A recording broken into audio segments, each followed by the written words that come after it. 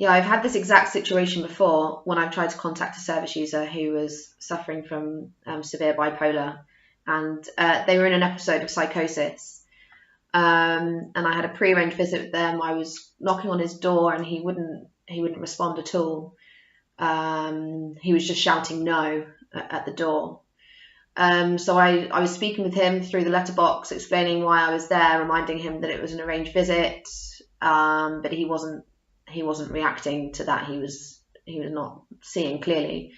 So before I left, I didn't stay for too long to antagonize the service user much more. So I left once I had a response from him vocally, and I knew that he was conscious. Then I left a letter through the letterbox to explain the reason for my visit and asking him to make contact. Then I went back to the office and I contacted family members, his GP, to see if they'd heard anything from him, if they had any news.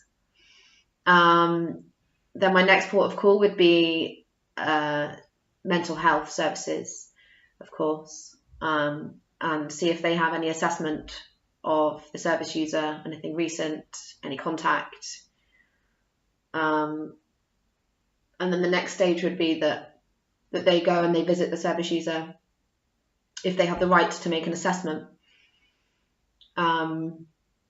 Meanwhile, throughout this process, I would just be trying to call and make contact with the service user. As I was in this situation, I was driving to his home every 2 days to knock on the door and try and communicate with him, checking that he was conscious. He was, and just liaising with all services throughout to try and get as much information as possible to support the service user.